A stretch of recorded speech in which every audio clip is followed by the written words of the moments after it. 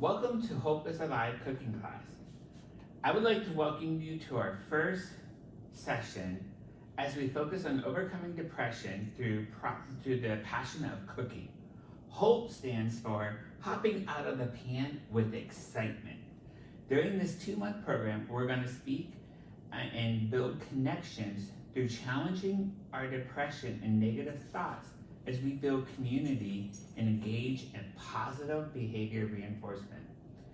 Let me introduce myself. I am your chef, Lance, and this is my sous chef, Lizzie, and I will be your chef on this adventure moving forward. Can you please share who you are? I am Big Mama.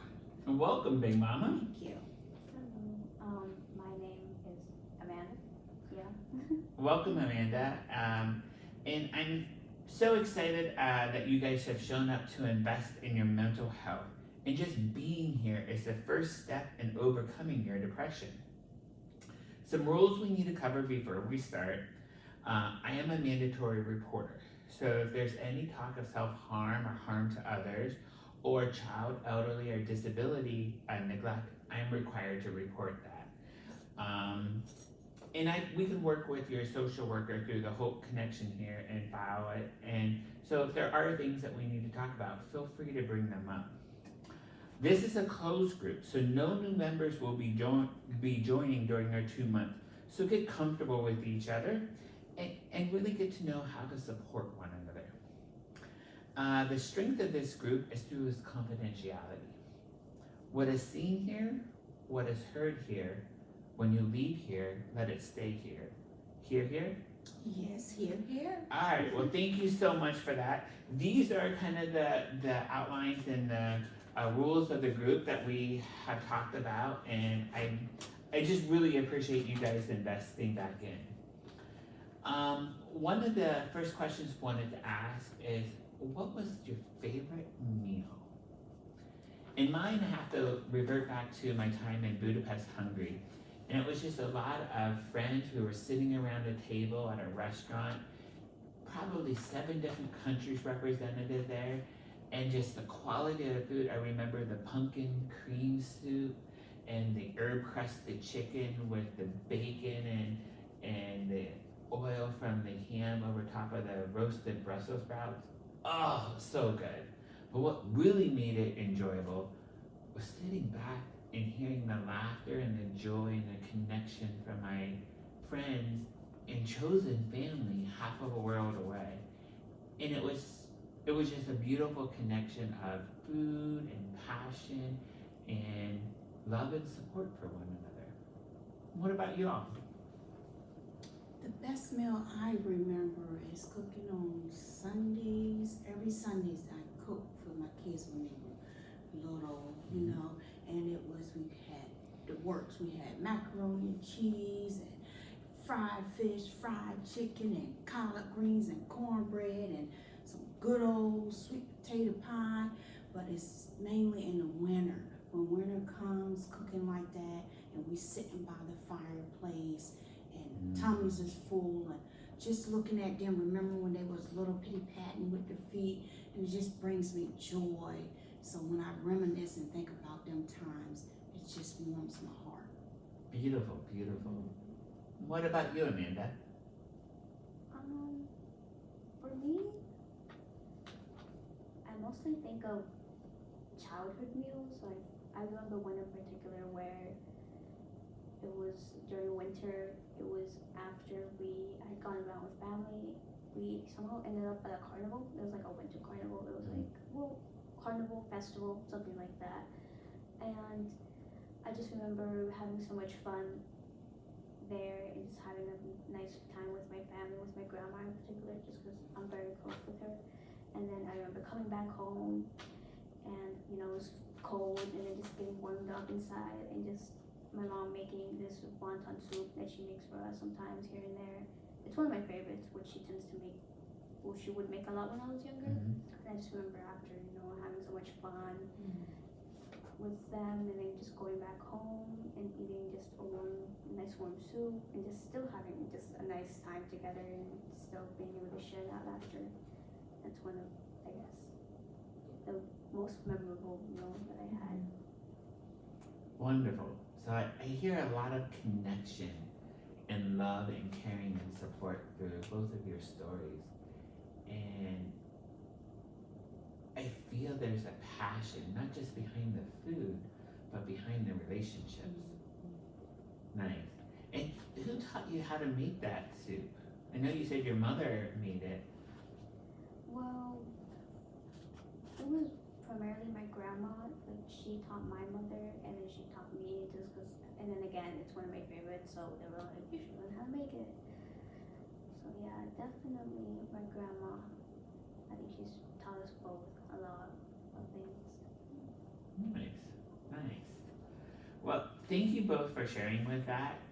Today we're going to focus on starting simple and embracing broken eggs. So, I love in the morning a good egg over easy, or in Pennsylvania we call it dippy eggs. So, what do you do when you're cooking and the yolk of the egg breaks when you're making eggs over easy? For me, personally, I would just eat it as is. I mean, it wasn't what I intended to make, but it's food. I'll eat it. Mhm. Yeah. Nice. For me, if I want that egg, I'm gonna start over. Okay. I'm gonna start over, get a fresh egg, make it just right. So starting over and accepting it as it is. Yeah, it's like when we deal with that broken egg, it's dealing with change that we didn't expect. Some of the times it's just in a flip, and some of the times it's just the weak fibers of the egg and stuff where it makes it break. For me, I tend to turn it into scrambled eggs and embrace the change and create something new. And it's like, so we have 3 different approaches to change here. Accepting it as it is, restarting, and then creating something new. And they're all different behavioral patterns that we can do with the egg and do with our lives. So what are some areas in your life that you would like to change? For me, personally, I know I've talked about my family a lot and like my connection to them, but I think recently I kind of lost that connection, especially growing up, and then even now I just got out of a pretty long relationship. Right. And that's been hard to deal with personally, and then with me having moved away from family due to my job, I just feel like I kind of lost that connection with other people. So it's been something that, I guess I really haven't been trying to connect with new people, but it's something that just after talking to like my therapist, it's something I think I need to try to see, to rebuild. What about you, Big Mama? Well, honey, I've been doing so much for everybody all my life and just trying to make them happy. Working on myself, doing something for self, because I'm always doing for other people. Nice. Well, in between the reflection of doing something for yourself, because you're always giving to other people, and recognizing the challenge to build those connections and create the friendships and to challenge the isolation, that's called reframing. And it's a cognitive behavior skill, and you're doing it. And just by showing up to the Hope Center here, you have also put in behavior behind that action. So both of them are what we call cognitive behavioral skills, where you're changing your behavior pattern and you're challenging your thoughts, which is a really positive approach to this. What are some ways that you think you can support each other through this change? I don't really know. Us? Yeah. Oh, Well, for Amanda, like she was saying, she make that first step. Just try to reach out. When the last time you seen your grandma? it's been a while. I mean, she's been a little bit sicker, and she also lives in our family, so they're gonna take care of her, which I'm not too worried about. but I guess I'm just a little scared of getting her sick. And then I've also been struggling a bit, which is why I'm here, but I've been struggling a bit, and I guess just that added with, I don't want her to kind of see I've been this kind of that thing. I want to visit her, and I feel like I should, but I also just don't want to worry her and cause more problems. Yeah, I think she would love to see you, Amanda. She really would, because I want to see my kids, you know. I don't stay in touch with them, and it hurts. But I know that, you know, if I lay eyes on them, I know they're all right, you know, and just her laying her eyes on you, that'll probably bring her joy. You're probably the one that she really want to see. It sounds like y'all had a close relationship. Yeah, it's nice to see the support and the encouragement to each other. And yeah, making those first steps can be challenging and scary. Change can be scary. And it can also be beautiful. And it's just like that broken egg, it's like making the scrambled egg or starting over new. It can be a beautiful process. We're coming up on the Thanksgiving meal here, and it's like a lot of cooking, doing the turkey, the stuffing, the mashed potatoes, the green bean casserole, sweet potato casserole, all the desserts and stuff. That can be a lot for one person to do for Thanksgiving.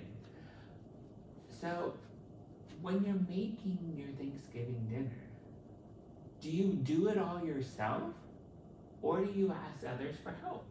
I do it myself, because can't nobody cook like Big Mama. Okay, so you take it all on your own. What about you, Amanda? It depends.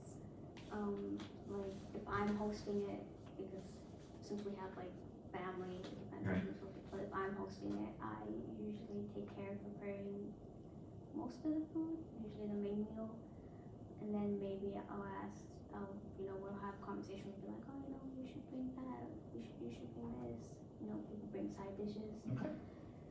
But usually the main course is on me.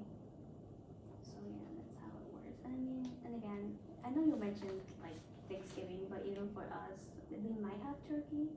Sometimes it's roasted duck, but usually it's like more traditional Chinese dishes. So it's kind of like a mix, I guess. Oh, that's beautiful. I never thought about that. No, honey, she got the best of both worlds. Yeah, so you're fusing your Chinese and the that culture and the food into the American culture for things. That's gorgeous. Nice.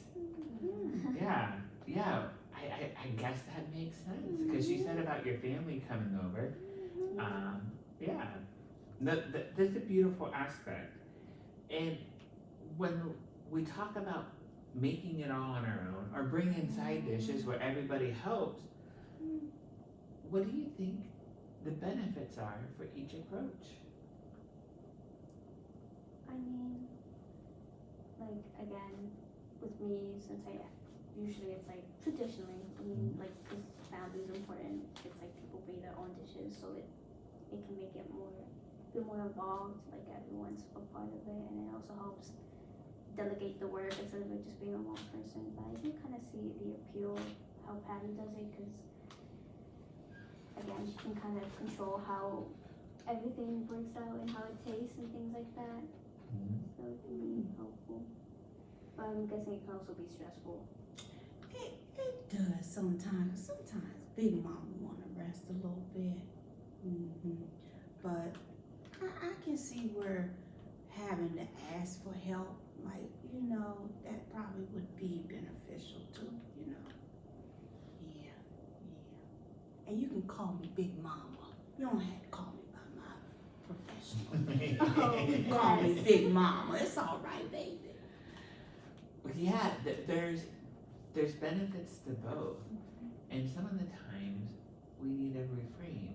And Big Mama, you said about wanting to take care of yourself more, and how you care and stuff, and give so much passion to your children.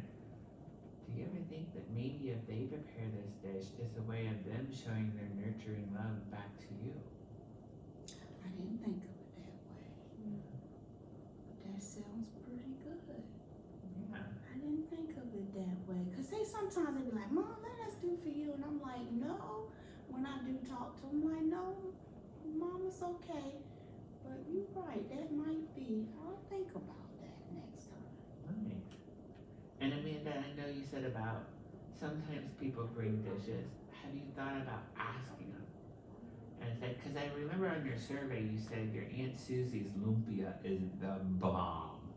And it's like, why not ask them to bring what you really want them to bring?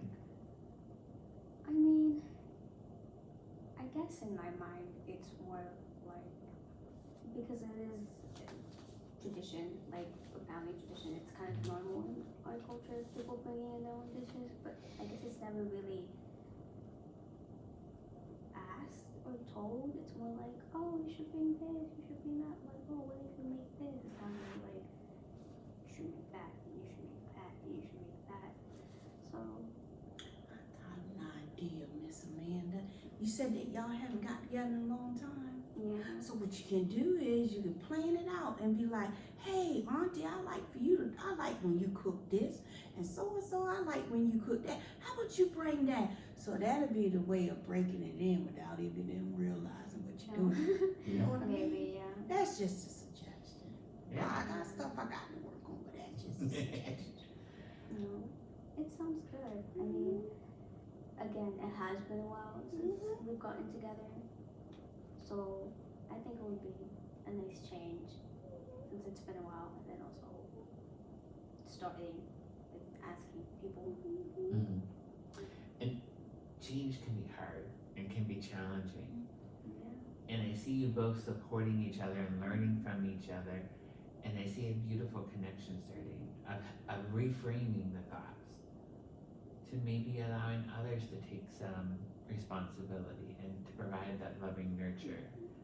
And I see reframing the thoughts for you and setting healthy boundaries and asking for what you really want. And these are all cognitive behavior skills, and you guys are doing them beautifully, and you're supporting each other. And I see the willingness to change. And that willingness to change will eventually overcome our negative thought process and help rewire our brains for through cognitive behavioral therapy towards a healthy, peaceful living. So we covered a lot today, and now it's time for homework. You guys ready for this? Yes. All right. Change takes action. And this week's goal is to take a dish that you struggle making, that always ends up gone flat or flopping, or you break the egg, and make it again. This time, I'm looking for you to ask for help or embrace the breakage of the egg and create something different. So, and don't forget to annotate this exercise and how you're feeling and processing through this in your Hope log so your therapist and I can review it. Does that sound like something you could do? I can manage that. Nice. I reach out to my babies. I need to talk to them anyways. Good. So you're gonna reach out to the babies and stuff? What about you, Amanda? I mean, I'm still a little far from my grandma, but maybe I can even start off just with like Zoom call, not Zoom call, FaceTime with her, just being like, hey, I'm making this, could That's you? so beautiful. Yeah. Way to overcome and think outside the box and rebuild that connection.